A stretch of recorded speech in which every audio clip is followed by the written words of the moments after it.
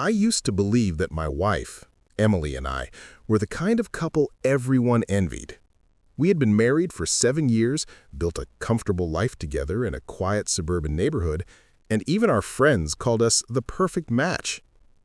I worked as an IT consultant, mostly from home, while Emily ran her own small interior design business.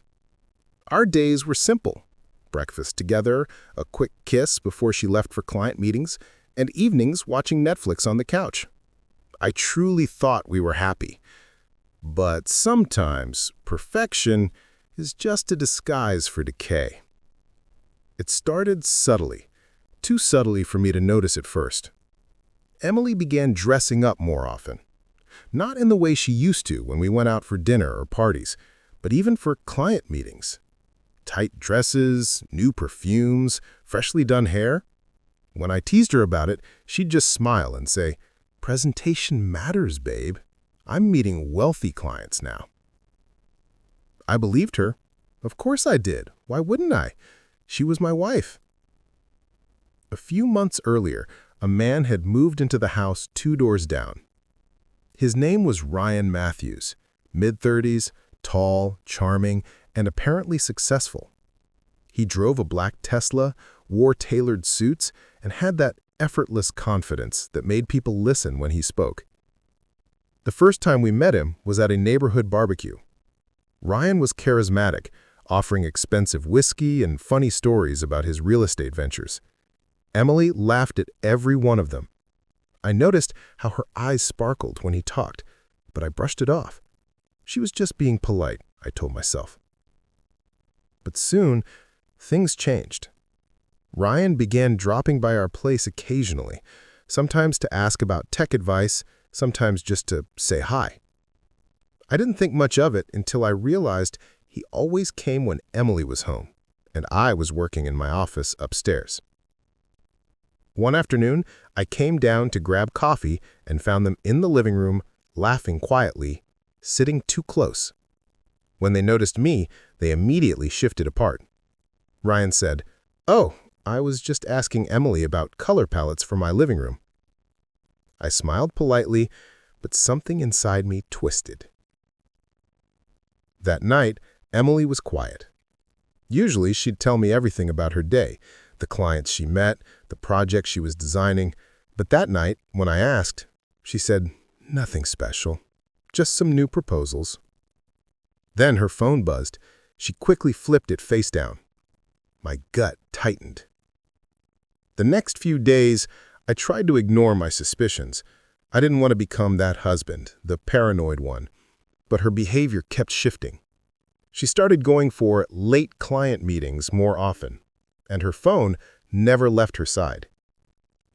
One night she came home later than usual. Her hair was slightly messy, her lipstick faintly smudged. "Rough meeting?" I asked lightly. She laughed nervously. "Yeah, my client couldn't decide on furniture. It took forever." I forced a smile, but inside, something felt terribly off. I had installed a Ring security camera near our front door a few months earlier.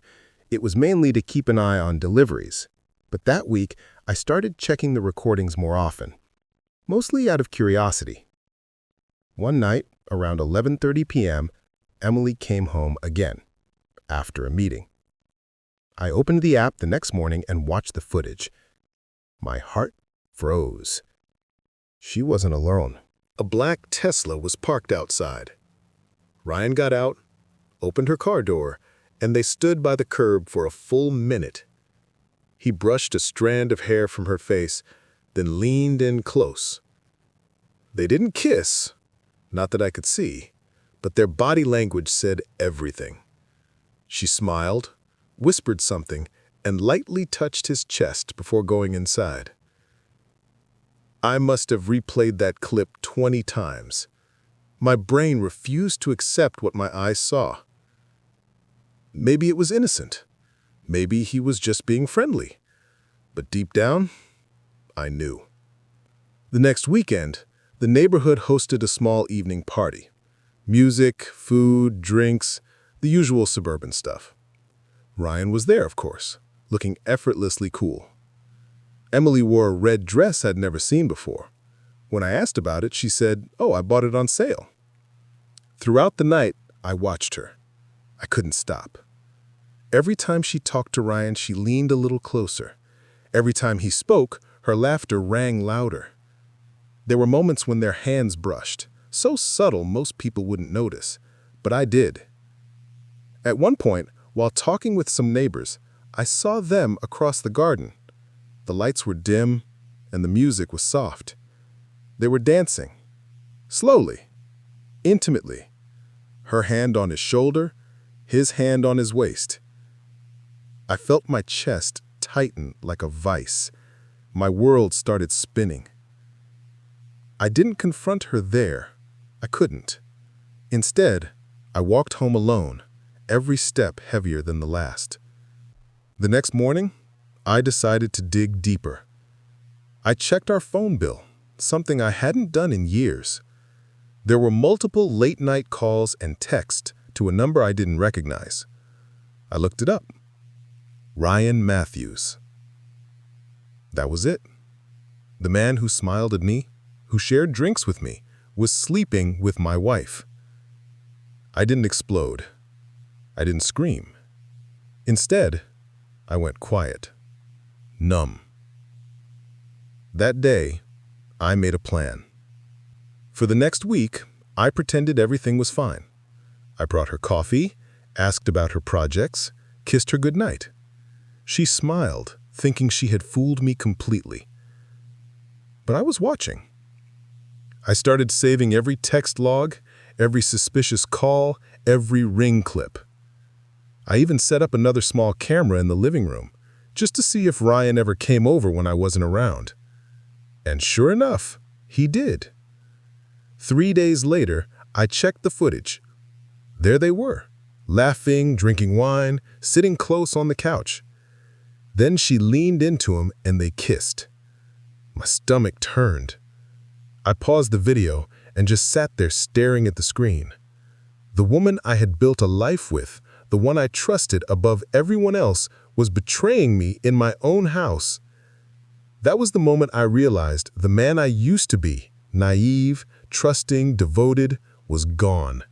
And the man replacing him was done being a fool. The next morning, I woke up with a cold, sharp clarity. I had spent the whole night replaying the footage, reading her messages, and thinking about every lie she had told me. There was no more denial left, no more confusion, just truth and the bitter taste of it. Emily didn't know that I had discovered everything. She came downstairs, humming softly, hair still messy from sleep, and kissed me on the cheek like nothing had happened. "Morning, babe," she said with that same sweet voice that once meant everything to me. I smiled back. "Morning." Inside, my stomach churned. I made her breakfast, pancakes, her favorite. I poured her coffee, pretending everything was normal. She talked about going to see a client later that day. I just nodded and said, "Sounds good." But I wasn't letting her go to him, not this time. I waited until she left, wearing her usual meeting outfit, the red dress. I logged into the Ring app. The black Tesla was already waiting at the corner. Perfect. I grabbed my jacket, my phone, and left through the back door, taking my car around the neighborhood to park where they wouldn't notice me. From across the small cafe, where she claimed to have client meetings, I saw them, Ryan and Emily, sitting together in a corner booth, heads close, laughing, touching hands. They looked like lovers in a romantic movie. That moment burned into my brain. I snapped a few photos, not because I needed proof, I already had plenty, but because I wanted to see how betrayal looked when it thought no one was watching. Then I went home, printed the photos, and placed them in a small envelope. That evening, Emily came home cheerful, as if she had no weight on her conscience. She kissed me, showered, and came downstairs in her robe. I sat at the table, the envelope waiting in front of me. "What's this?" she asked, tilting her head. "Open it," I said quietly. She frowned, opened the envelope, and froze. Her hands trembled as she looked at the photos. Her and Ryan, her hand on his chest, his fingers tracing her cheek. For a moment, silence filled the room. Then she laughed nervously. "This isn't what it looks like. Stop." I cut her off. "Don't insult me anymore." She blinked, her lips trembling. I can explain. Explain how my wife is having lunch with the neighbor she swore was just a friend. Explain why you're calling him every night after I fall asleep. Explain why there's footage of him in this house while I'm working upstairs. Her face turned pale. You have footage? I nodded slowly. Everything. She covered her mouth, tears filling her eyes. Oh my God. I wanted to yell. I wanted to break something, but I didn't. I just sat there and watched her crumble under the weight of her own choices. "Why him?" I finally asked, voice low. "What did he have that I didn't?" She stared at the floor, silent, then whispered, "Excitement. He made me feel alive again." The words hit harder than any slap could. I stood up. "Pack your things." "What? No, please, Alex, wait." "I'm done," I said. "You had your fun. Now it's time to face what you've done." She tried to grab my arm. "Please, I made a mistake. I'll end it, I swear." I shook her off. "It's already ended." For a moment, she stood there, crying quietly. Then she went upstairs, her sobs echoing through the hallway as she packed her suitcase. When she came down, she stopped by the door, looking back at me. "I never meant to hurt you." "You just didn't think you'd get caught," I said flatly. She lowered her eyes and left. The door closed behind her with a soft click, and the house fell silent. The next few days were strange. The quiet was suffocating at first. No laughter, no movement, no smell of her perfume in the air. But slowly, that quiet turned peaceful. Then came Ryan. He showed up 2 days later, standing at my doorstep like nothing had happened. "Alex, man, can we talk?" he said, wearing that same smug smile. I crossed my arms. "You've got 5 seconds." He sighed. "Look, I didn't mean for things to go this way. Emily told me you guys were having problems. It just happened." I laughed bitterly. "You think that makes it better? You slept with your neighbor's wife." His smirk faltered.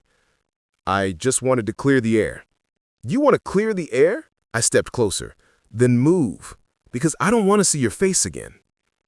He swallowed hard and backed away. "You'll regret treating her like that," he muttered.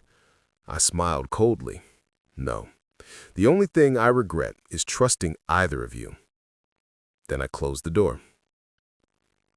A few weeks later, I learned that Ryan's company, his precious real estate firm, was trying to land a contract with a major tech supplier. Guess who had inside access to that supplier's network through my work? I didn't sabotage him. That's not my style. But I did share a few truths, anonymously, with the supplier's management team.